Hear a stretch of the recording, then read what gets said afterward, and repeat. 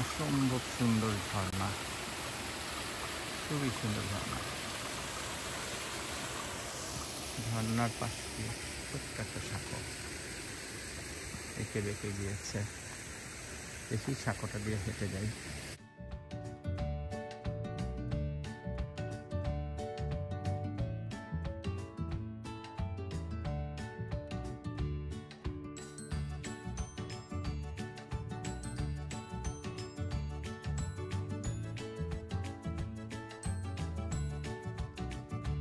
অনন্ত আর আমি কোথায় যাচ্ছি? অর্গানে যাচ্ছি। এখন আমরা এয়ারপোর্টে। অনন্ত একটা খাবার অর্ডার দিয়েছি, সেই খাবারটা জন্য অপেক্ষা করছে। দেখি অনন্ত কি করছে। আমরা অনন্তর খাওয়া হয়ে গেলেই চলে যাব প্লেনে। আমরা বোর্ডিং করছি, প্লেনে উঠছি এখন অনন্ত আর আমি। আর অনন্ত জানলার পাশে সিটটা পেয়েছে। এলএক্স থেকে পোর্টল্যান্ড 1 hour 40 minutes ফ্লাইট। হ্যাঁ, 1000 মাইলের মতো। প্লেন টেক অফ করার সঙ্গে সঙ্গেই মেঘের মধ্যে ঢুকে গেল। এর আগে আমি কখনো এমনটি দেখিনি। এত দ্রুত মেঘের ছোঁয়া পাওয়া আসলেই অসম্ভব। কয়েক সেকেন্ডের মধ্যেই প্লেনটা মেঘের মধ্যে ঢুকে গেল। আমাদের যাত্রাটা খুব বেশি সময়ের না, মাত্র 2 ঘন্টার। এই 2 ঘন্টা যাত্রার মধ্যে আমাদের পাশের একজন যাত্রীর সঙ্গে বেশ খাতির হলো অনন্তর। ভদ্রমহিলা রিয়েল এস্টেট এজেন্ট এবং একজন ম্যাথ টিচারও।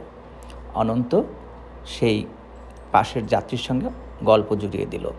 গল্প করতে করতে আমাদের সময় কখন যে বয়ে গেল আমরা টেরেই পেলাম না।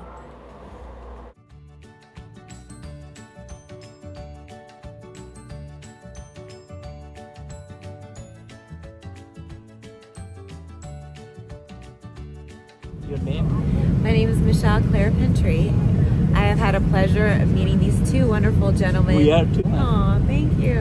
Yeah. Their vlogs, I'm so excited to watch them, and this is such a beautiful, beautiful connection of father and son and how you guys travel, and I want to know more about your family and more experiences you're going to be having in Portland.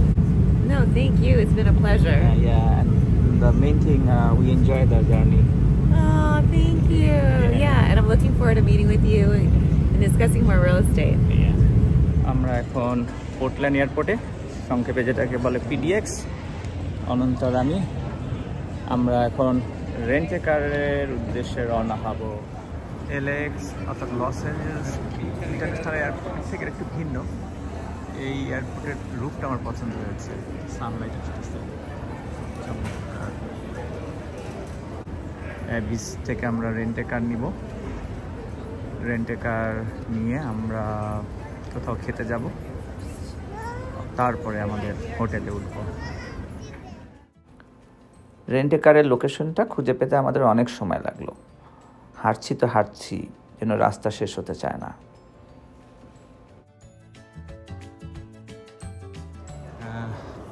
Enterprise থেকে শুরু করে আলামো, Abyss, dollar, সিক্সড সব একই জায়গায়। তাহলে দেখি আমরা Portland শহরটা এখন দেখব ওখানে যেতে যেতে। ঠিক আমার কাছে ভালোই লাগছে। রাস্তাগুলো একটু different, not like LA, not like California. New state. Yes. আচ্ছা, দেখি এবার একটু আরাম করে ড্রাইভ করি, তারপরে আমরা মজার কোথাও গেলে আবার ভিডিও করব। বাই। পারফেক্ট। আমরা জাপানিজ গার্ডেন দেখতে এসেছি পোর্টল্যান্ডে। আমরা ল্যান্ড করেছি 2টোয়, আর এখন সন্ধ্যা 6টা বাজতে চলছে। চমৎকার সবুজে সবুজ জাপানিজ গার্ডেন। আমার সামনে সামনে অনন্ত হাঁটছে, আমি পেছনে। আমাদের টিকেটে কত নিল? $31 নিল দুজনের, একজন অ্যাডাল্ট একজন কিড। এই হিসেবে চমৎকার। গাছগুলো অনেক উঁচু লম্বা। জাপানিজ গার্ডেন, সবুজে সবুজ। আসলে পোর্টল্যান্ড যদিও ক্যালিফোর্নিয়া থেকে অনেক দূরে না, তারপরেও এভরি স্টেট ডিফারেন্ট, নিজস্ব বিউটি আছে, নিজস্ব ঐতিহ্য আছে। সেই ঐতিহ্য এবং সৌন্দর্যকে উপভোগ করাই আমাদের উদ্দেশ্য। আর সেই ফাঁকে ভিডিও করে রাখতে চাই আমাদের এই মুহূর্তের স্মৃতিগুলোকে। অনেক বড় বড় গাছ,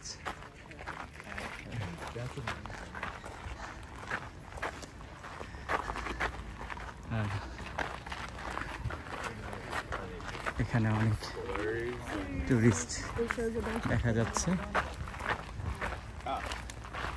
অনেকেই ঘুরতে আসে।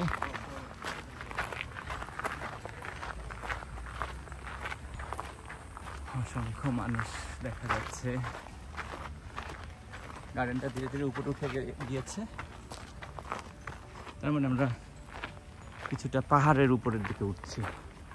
ঘুরে ঘুরে উঠছে তো, তাই অতটা ক্লান্ত লাগে না।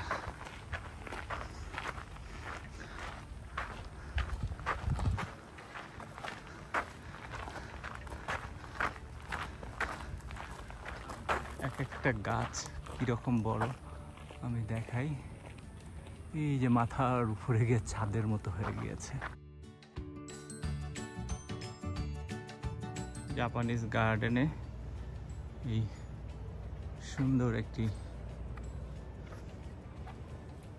জাপানিজ স্টাইলে, এটা কি আমি জানি না, ভিতরে গিয়ে দেখি। বাড়ির মতো লাগছে,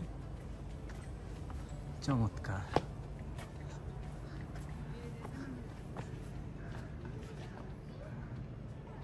অনেক সুন্দর।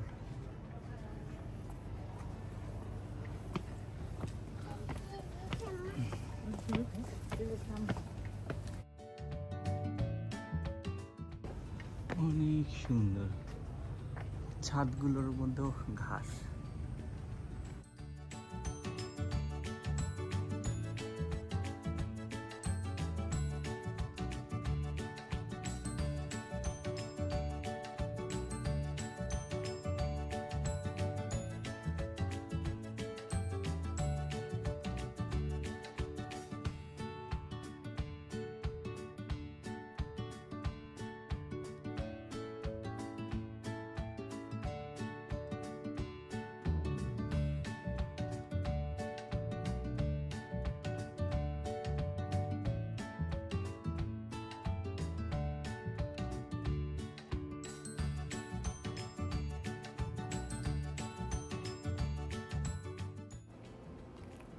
ঘরগুলোর ভিতরে ঢুকলাম, ঢুকে অভিভূত হয়ে গেলাম।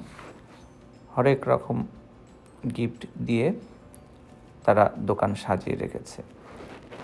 আসলে গিফট শপই বলা চলে। অনেক রকম শোপিস, এগুলো যে কোনোটাই কিনে নিয়ে ঘরে সাজিয়ে রাখার মতো।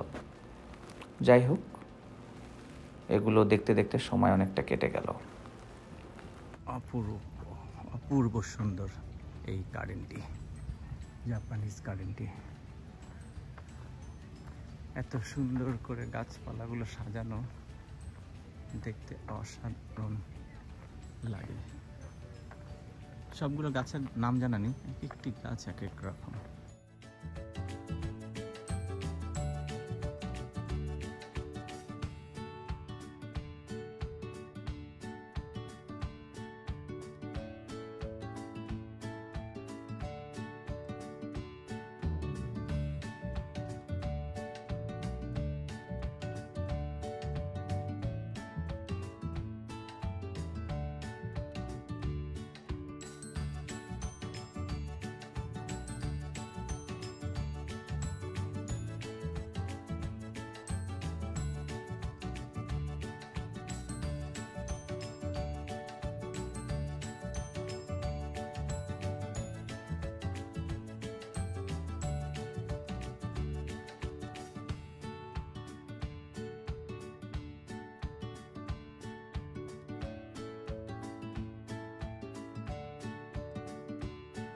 অসম্ভব সুন্দর ঝর্ণা, খুবই সুন্দর ঝর্ণা।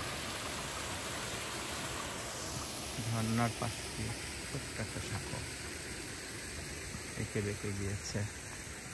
দেখি সাঁকোটা দিয়ে হেঁটে যাই কেমন লাগে।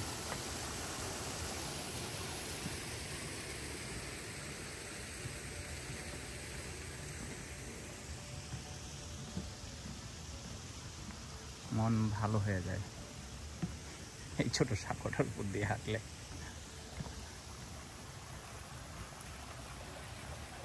আর পাশেই ছোট্ট খাল, সেই খালে কত মাছ, অনেক রকমের মাছ, অনেক রকমের মাছ।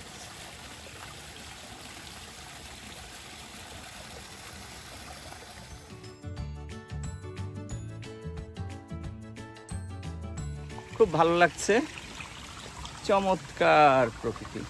এই ছোট ছোট ঝর্ণা এগুলো দেখলে কার না ভালো লাগে, অনেক সুন্দর। এইদিকে জংলা পুকুরের মতো একটা জায়গা, এই যে এখানেও কিন্তু ঝর্ণার পানি নেমে আসছে, এই যে আমার পেছনে, খুব চমৎকার। আসলেই জাপানিজ গার্ডেন একদম সেভাবেই তৈরি করেছে এরা, দেখলে চোখ জুড়িয়ে যায়। এখানে একটা বসার জায়গা আছে, বসার জায়গাটাও চমৎকার। বসার জায়গাটা এবার একটু ক্যামেরার এই পাশ থেকে দেখাই। আর এই যে চমৎকার একটা জংলা জায়গা, এই আঁকাবাঁকা রাস্তা দিয়ে চলে এসেছে এদিকে। আমরা এখন সামনে আগাই, সামনে এগিয়ে যাব। বড় একটা গার্ডেন, জাপানিজ গার্ডেন, একদিনে দেখে শেষ করা সম্ভব নয়, এনার্জিতে কুলাবে না। সম্ভব তো অবশ্যই, এনার্জিতে কুলাবে না।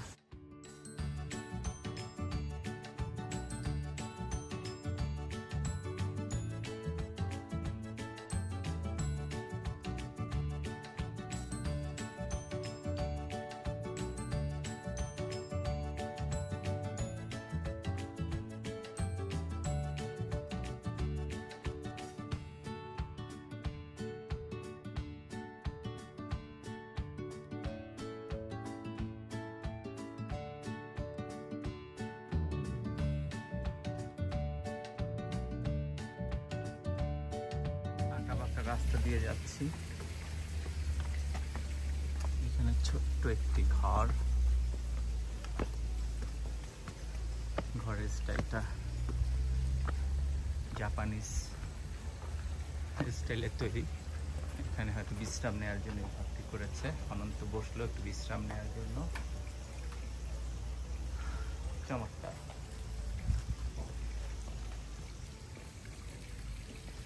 আমরা আবার আঁকাবাঁকা রাস্তা দিয়ে উপরে উঠে যাই।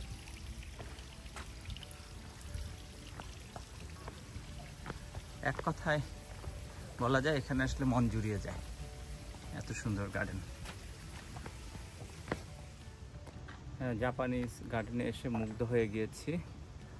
এই জায়গাটা মনে হচ্ছে একটা বাড়ির ছাদ, এমনভাবে তৈরি। আসলে এটা গার্ডেনের একটা অংশ। সন্ধ্যা হয়ে যাচ্ছে, বিকেল গড়িয়ে সন্ধ্যা হয়ে আসছে। আমরা উপরে উঠে যাচ্ছি ধীরে ধীরে।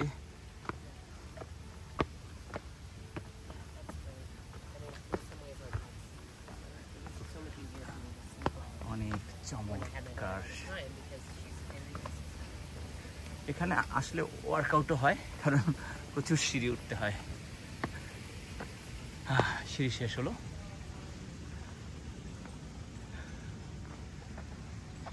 আসলে অসংখ্য রাস্তা, ডানে যাব বামে যাব বলা বড় কঠিন। আমরা এখন একটা জাপানি ধনী লোকদের বাড়িতে ঢুকছি, দেখি জাপানি ধনী লোকদের বাড়ি কেমন। আর সীমিত আয়ের বাড়ি ছিল অনন্তই, যে একটা ছাউনির মতো জায়গায় বসলো, ওটা ছিল সীমিত আয়ের মানুষের বাড়ি। এবার আমি এটা ভিতরটা এক ঝলক দেখে তারপরে বাইরে আবার আর একটা নেবো, ভিতরটা দেখি। ও এই বাড়িটা এখন এরা গিফট শপ বানিয়ে ফেলেছে, তাই না? গিফট শপ বানিয়ে ফেলেছে, অদ্ভুত অদ্ভুত সব গিফট। এই গিফটটা আমার পছন্দ হয়েছে, অসংখ্য চীনামাটির জিনিসপত্র।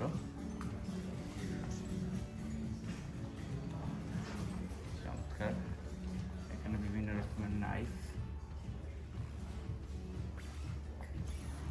বিভিন্ন রকমের বই,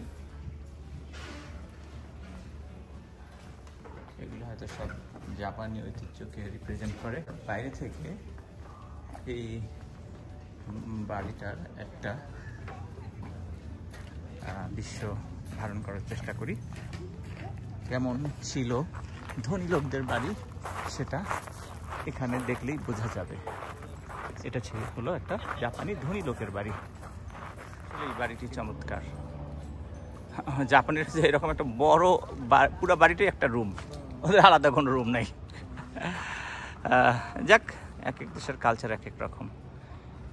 জাপানি ধনী মানুষদের শখ এরকম একটা বাড়িতে থাকা, তো আমাদের দেশের ধনী মানুষের শখ আর এক রকম। জাপানিজ গার্ডেনের একটা অংশ খুব পছন্দ হয়েছে আমার, সেটা দেখাচ্ছি। আর এটা এই বাড়িটার আরেকটা সাইড, যেটাকে ধনী লোকের বাড়ি বলে আখ্যা দিয়েছি আমরা। বাড়ির উঠোনটা কি চমৎকার।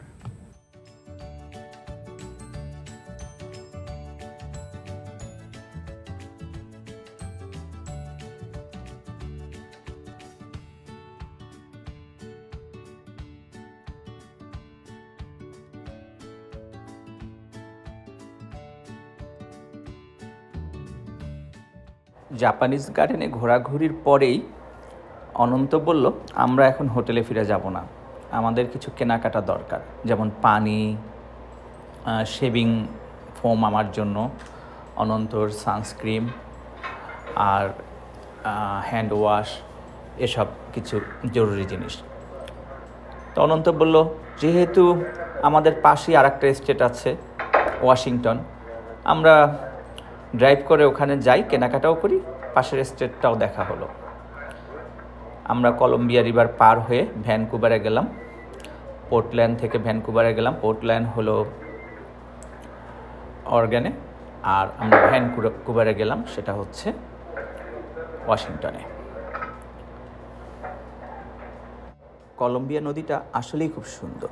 এই নদীটাই দুটো স্টেটকে ভাগ করে রেখেছে। নদীর এক পাশে ওয়াশিংটন, আর এক পাশে অরেগন। আমরা ওয়াশিংটনের ভ্যানকুভারে গিয়ে একটি ওয়ালমার্টে গেলাম। সেখান থেকে আমাদের কেনাকাটাগুলো করে যখন ফিরছিলাম, তখন কি অপূর্ব সূর্যাস্ত দেখে মনটা ভরে গেল, সারাদিনের ক্লান্তিটা চলে গেল। যাক, আজকে এখানেই শেষ। হোটেলে ফিরে খাওয়া দাওয়া করে পরের দিনের জন্য আবার আমাদের প্রস্তুতি নিতে হবে। সকলকে অসংখ্য ধন্যবাদ। পরের দিনের ট্যুরটা দেখতে ভুলবেন না।